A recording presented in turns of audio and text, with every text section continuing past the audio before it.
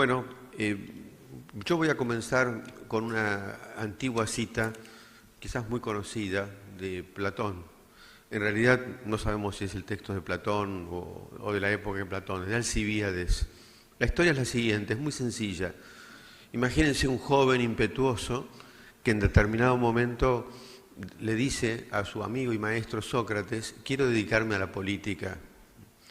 Sócrates inmediatamente reacciona y le dice: decime un poco, si vas a dedicarte a la política es porque en algún sentido pretendés gobernar.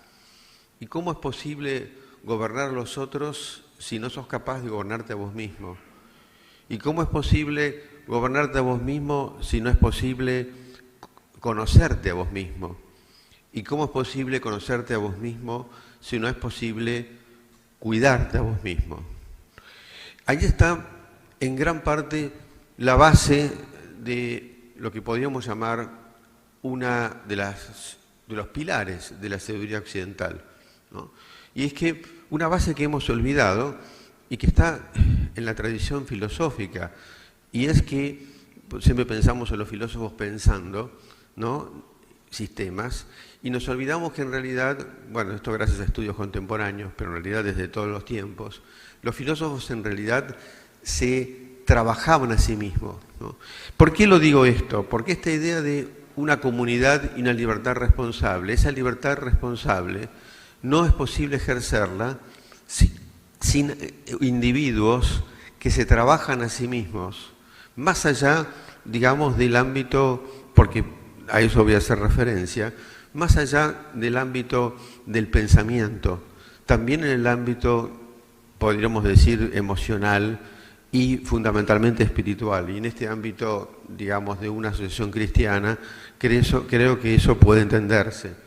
Para decirlo sencillamente y casi provocativamente, cuando enunciamos el más importante o el segundo de los mandamientos cristianos, amar al prójimo como a ti mismo, ¿no?, nos olvidamos que para poder amar al prójimo tenemos que amarnos a nosotros mismos. Y ese amarnos a nosotros mismos, ¿qué significa? ¿No? Nos quedamos un poco callados, porque ¿qué significa? Yo no voy a darles la clave de lo que significa, pero yo creo que ese amarse a sí mismo, está en San Agustín, está en muchos autores, significa el atender a la propia profundidad. Porque ¿qué es lo que, y vuelvo a Sócrates, y en cierto momento las tradiciones se juntan, ¿qué es lo que quería decir Sócrates con conocerse a sí mismo? Y fíjense que dice conocerse a sí mismo, pero es porque todos conocemos esa expresión, pero dice también cuidarse a sí mismo. La palabra griega, y perdón por introducir palabras griegas, palabrotas, digamos, es epimeleia. Epimeleia es una palabra hermosa, maravillosa, porque significa algo así como atender a mi profundidad. Y no es por eso Sócrates era una persona que se desentendía de los asuntos humanos, ¿no? No era alguien que vivía fuera del mundo, pero pareciera que esa es la condición necesaria para que una libertad sea verdaderamente responsable, ¿no?, para que una comunidad esté constituida por individuos que no solamente, digamos, tienen una libertad chiquita, entendida como una libertad de elección. Ese concepto es un concepto que tenemos, que es eminentemente moderno. Ojo, no soy crítico de la modernidad, porque estoy en la modernidad o la posmodernidad. Lo que estoy diciendo es que quizás hay algunos hilos que hemos perdido. La libertad como libertad de elección es un concepto pequeño de libertad.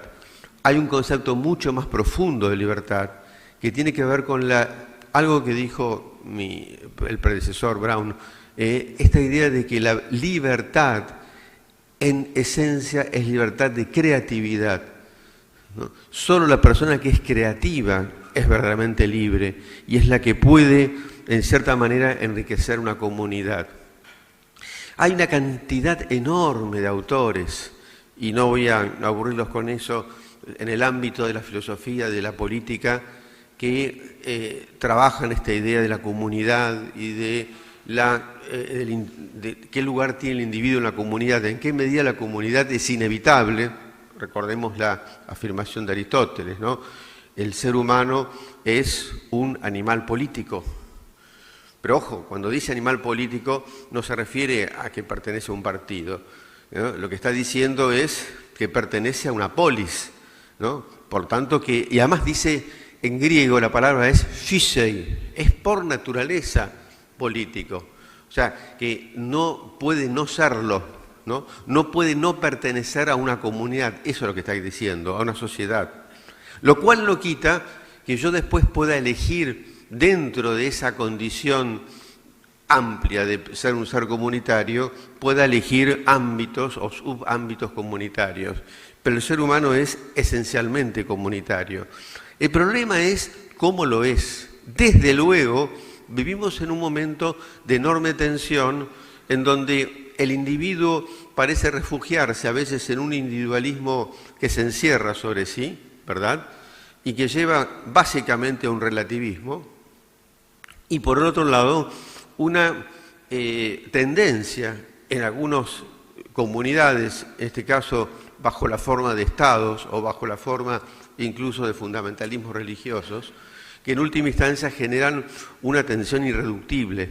Fíjense cómo fundamentalismo y relativismo atraviesan nuestra cultura. Es un tema del que se ocupó Benedicto, dicho sea de paso, ¿no? Fuertemente. Pero ¿qué pasa? En el fundamentalismo hay una sola verdad y el que no se ajusta en realidad está fuera. Pero en el relativismo no es que no hay fundamentalismo. El relativismo es un fundamentalismo del yo. Es un fundamentalismo según el cual lo que yo pienso, lo que yo quiero, es lo único que importa. Y en el fondo, el individualismo promueve el fundamentalismo. Y el fundamentalismo, o sea, son dos opuestos que en definitiva se retroalimentan. Y eso es algo de lo que está ocurriendo en el mundo que nos ocupa. Voy a hacer una referencia a un autor que quizás resulte un tanto intempestivo en este contexto, digo porque por ahí fuera de lo que de los autores que pueden traerse en este contexto, que es lo que propone Carl Gustav Jung.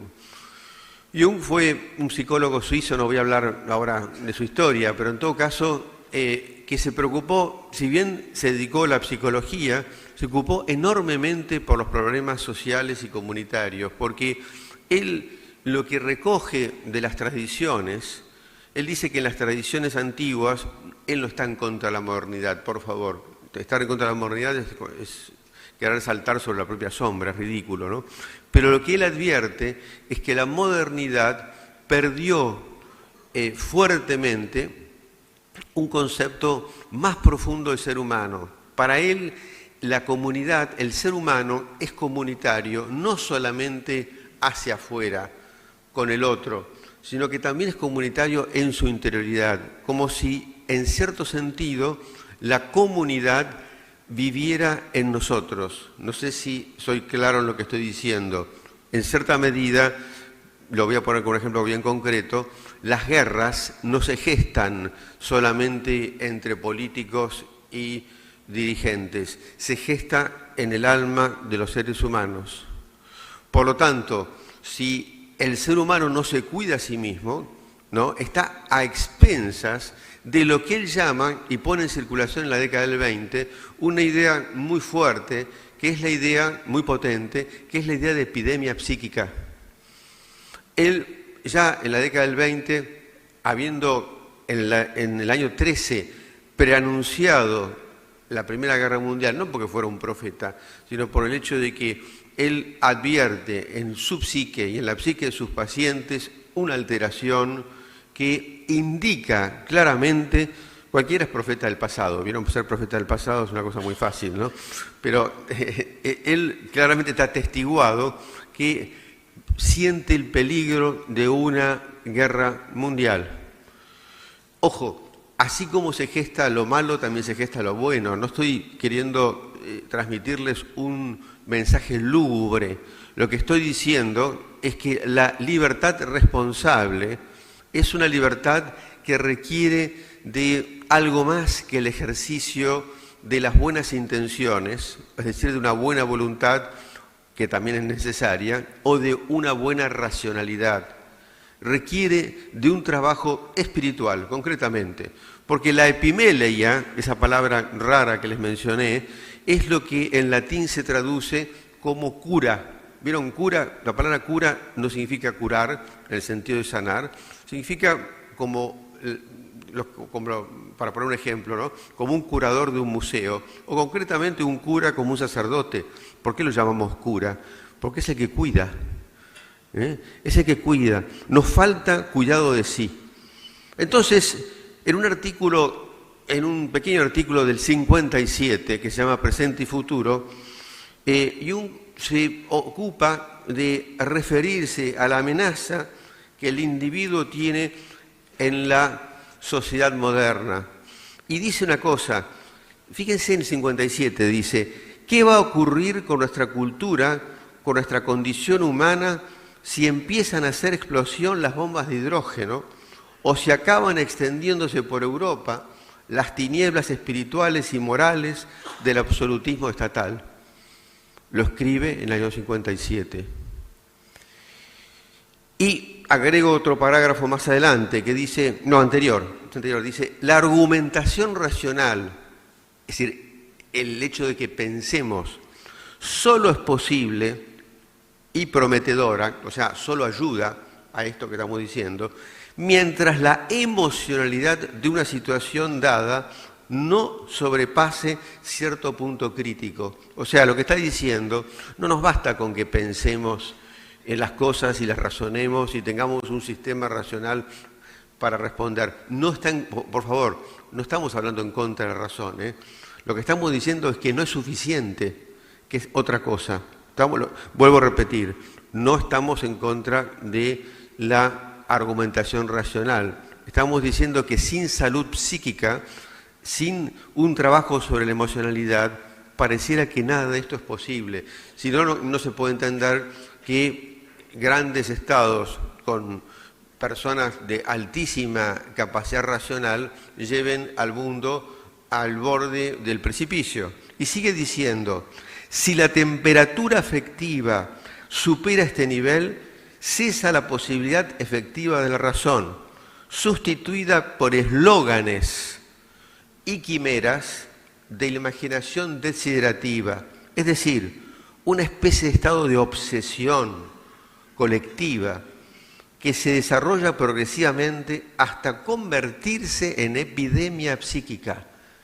Todo el tiempo Jung, y eso sobre todo entre las entreguerras, vuelve otra vez a anunciar que en el año 32 vuelve a anticipar, si seguimos así, va a haber otra guerra mundial.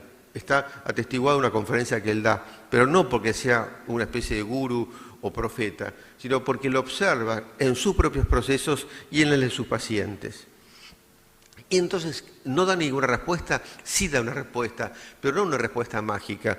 Para Jung, solo el autoconocimiento, es decir, lo que propone Sócrates, ¿no? Lo que también está en la tradición cristiana, hay un libro extraordinario de Paul Courcelle que se llama Connais toi-même, ¿no? Que muestra cómo es algo que atraviesa el cristianismo y no es exclusivo tampoco de Occidente. Dice, el autoconocimiento depende de factores sociales, ¿no? Por supuesto, tengo que tener un cierto margen y es muy común que cuando uno escuche esto, uno dice, sí, pasa esto en el mundo, dice, sí, pero esto no pasa entre nosotros, en otra familia esto no pasa, les pasa a los demás. Y lo que Jung dice, no, tenemos que pensar que esta cerrazón, ¿no?, nos pasa a nosotros mismos. Y lo voy a poner con un ejemplo. Gandhi, ustedes recordarán que Gandhi hacía muchos ayunos, incluso aún luego de la independencia de la India, cuando hindúes y musulmanes, que lamentablemente siguen muchas veces luchando entre sí, él hacía ayunos. Esos ayunos que él hacía no eran solo una protesta, era porque él advertía de que si algo violento está ocurriendo en la sociedad es porque también hay algo violento en él mismo. No somos seres separados. Y entonces el trabajo sobre sí O sea, el hacer ayuno era una manera de tratar de comprender qué tenía que trabajar en él mismo para poder aportar, dar una respuesta o tener una palabra de alguna manera más sabia frente a una lucha innecesaria, como puede ser entre dos religiones que, bueno, combaten porque cada una piensa que tiene toda la verdad. Dice en el mismo texto, que es un texto muy sencillo de Jung, dice, la convención originaria, fíjense esto, la convención originaria del Estado de Derecho, y no porque él estuviera en contra del Estado de Derecho, por favor, se desliza en circunstancias graves, ¿no? Así, hasta la situación de una forma primitiva de sociedad, el comunismo de una tribu primitiva sometida a la autocracia de un cacique o de una oligarquía. O sea, sin trabajo sobre sí, sin autoconocimiento, sin personas que se cuidan a sí mismas, sin personas que trabajan una libertad que no es solamente libertad de elección, sino libertad de trabajo sobre sí, decae el Estado de Derecho en una oligarquía o en, bueno, queda en manos de un cacique, por más elecciones que tengamos. ¿Qué respuesta da Dios? Bueno, da Jung. Sin duda, para Jung, la respuesta es claramente espiritual. Bueno, resultará antipática para algunos, pero Jung dice, hablo como psicólogo, dice Jung, no hay duda de que la única potencia que permite al ser humano ser verdaderamente libre es una potencia tan grande o mayor que la que puede imponer una comunidad sofocante. Es decir, en última instancia, si quieren llamarnos la figura de Dios, o en otras religiones tendrá otro nombre, en el budismo no hay Dios, pero bueno, él habla de Dios acá concretamente y se juega a decirlo, dice, ¿no? Dice, la inequívoca experiencia de una personalísima relación recíproca entre el hombre y una instancia extramundana que mantiene el equilibrio entre el mundo y su razón. El mal, dice, no está anclado en Dios, que no está anclado en Dios, el individuo, perdónenme, no el mal, disculpen, el individuo que no está anclado en Dios no es capaz, simplemente por su modo de comprender las cosas, de ofrecer resistencia al poder físico y moral del mundo. Por supuesto, ustedes dirán, pero ¿cómo se mete un psicólogo a hablar de teología o de religión? Bueno, porque Jung, el mérito de Jung es haber encontrado lo siguiente. Si uno puede estar de acuerdo, decir se volvió loco, fue criticado por todos lados, y es que para Jung claramente la profundidad de la psique manifiesta o tiene una potencia equivalente a lo que las religiones por consenso llaman lo divino, lo sagrado, ¿no? Es decir, es más, en algún momento dice claramente que la única terapia posible, radical, para que un hombre pueda hacer un cambio en su vida, se produce cuando hay un contacto con lo sagrado. Pero también está la cara negativa de todo esto, y es que habiendo con la modernidad, si pensemos siglo XVIII, y antes también, pero sobre todo siglo XVIII, ojo, no significa que por esto el siglo XVIII es negativo, ni hay cosas negativas en el siglo XVIII, tenemos la república, tenemos la democracia, tenemos la instrucción para todos, tenemos cosas muy buenas, no estamos hablando de eso, no estamos, como se dice en latín, que después se tomó en inglés, tirando al bebé con el agua sucia de la bañadera, ¿no? Por favor, no es un discurso anacrónico lo que estoy trayendo, estoy diciendo que, ¿por qué no? ¿Qué nos podría llegar a faltar apoyándome en un autor, ¿no? Lo que dice es que la religión, cuando se deforma, aparece en su peor versión como un endiosamiento del Estado y del dictador. Y eso viene ocurriendo desde el siglo XVIII y mucho antes, por supuesto que mucho antes también ocurría, no es que no ocurría, pero no por nada la sociología surge en el siglo XVIII casi reemplazando la teología en un punto, ¿no? No estoy en contra de la sociología, porque quiero aclarar, tampoco piensen que estoy tomando posición, digamos, no quiero que lo vean como un discurso maniqueo, simplemente como un discurso vehemente. Y fíjense lo siguiente, dice con preocupación, no sería un milagro que sucediese, y está pensando en el totalitarismo, está pensando en el comunismo, está pensando en el nazismo, no sería un milagro, año 57, es decir, que otra razón, más allá de Alemania, sucumbiera a la infección provocada, pone infección a propósito, por una convicción tan unitaria como unilateral. O sea, no sería un milagro que pudiera volver, dice él, de nuevo, un tipo de intención totalitario. Por cierto, el autoconocimiento para Jung es una respuesta. Ese autoconocimiento no se produce tan fácilmente, ni yo puedo en breve momento compartirlo con ustedes.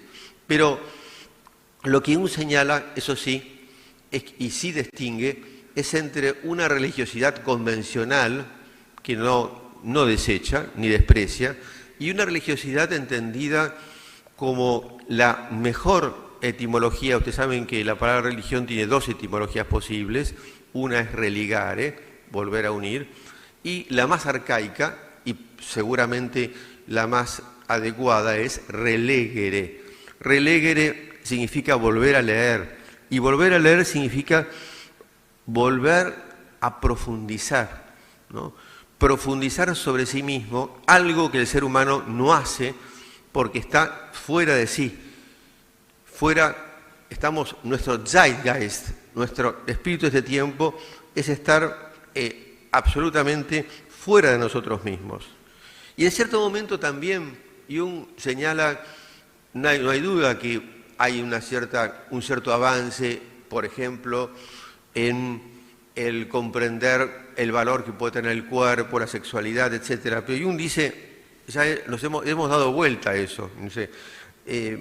Mientras que hemos llegado al punto de endiosar el cuerpo, ¿no? Y al endiosarlo lo hemos negado. Antes, en una deformación del cristianismo, ¿no?, se torturaba el cuerpo en pos del espíritu. Ahora, dice, se tortura el espíritu en pos del cuerpo. ¿Y cómo se tortura el espíritu en pos del cuerpo? ¿Qué significa torturar el espíritu? Significa no buscar, no apostar a que la vida tiene un sentido profundo más allá de, digamos, la primera capa de realidad en la que vivimos. ¿Cómo nos damos cuenta de eso? Porque somos seres que nos morimos, porque la posibilidad de la muerte es inminente. O sea, no quiero que nadie se muera ahora, pero lo que quiero decir con esto es que el famoso memento mori, ¿no?, el acuérdate que eres mortal, no está diciendo te vas a morir. Lo que está diciendo es te podés morir en cualquier momento. Quiero aclarar que Jung, cuando predijo la Segunda Guerra Mundial, lo hizo a la luz de su captación de los procesos inconscientes de sus pacientes y de sí mismo. Y hay un pasaje muy conmovedor del año 58, donde dice, el diablo de nuestra época es algo verdaderamente terrible.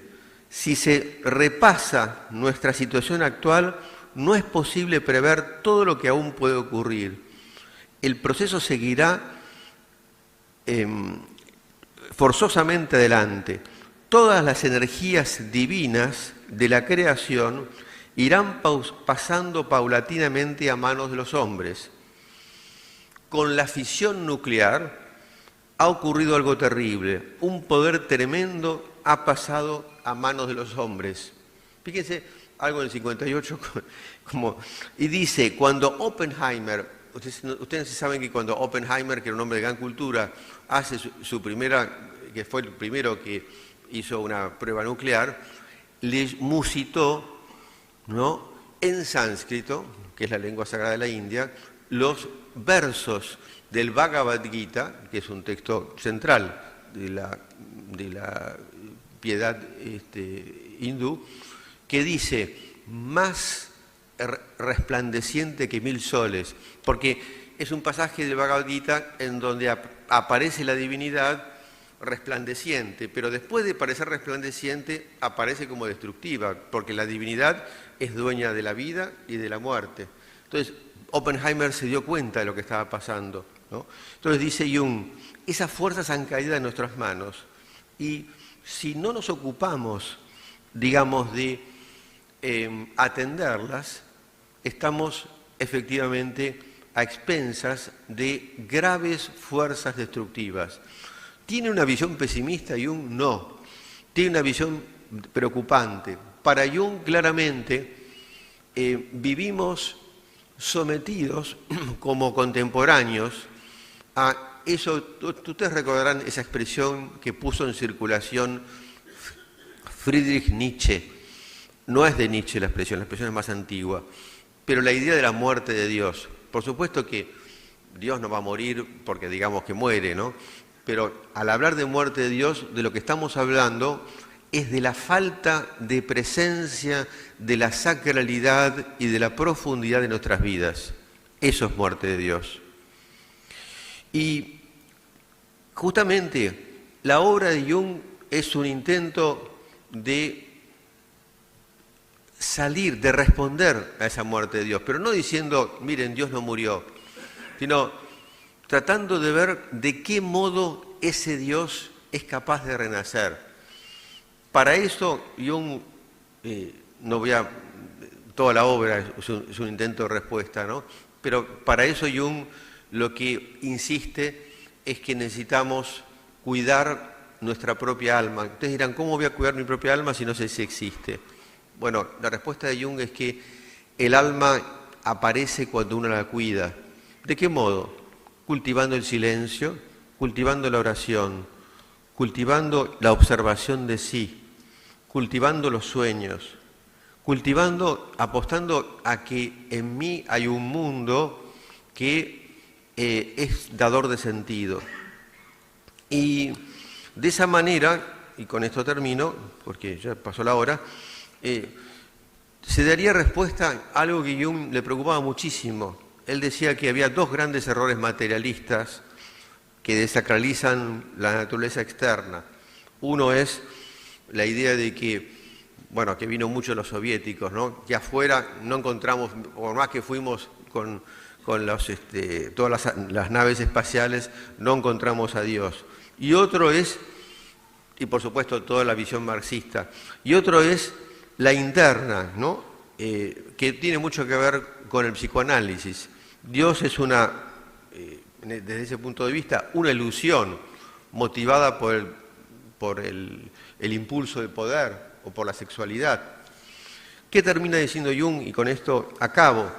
Dice que estamos en una época que no debiéramos tomarla como condenatoria, sino como un llamado a profundizar esta profundidad, valga la redundancia, a atender esta profundidad, quiero decir, y termina con estas palabras una de sus conferencias sobre psicología y religión, que leo, es muy breve, son 5 líneas y termino y le explico, que dice así: la aventura espiritual de nuestra época consiste en la entrega de la conciencia humana a lo indeterminado y a lo indeterminable. Empiezo a explicar eso.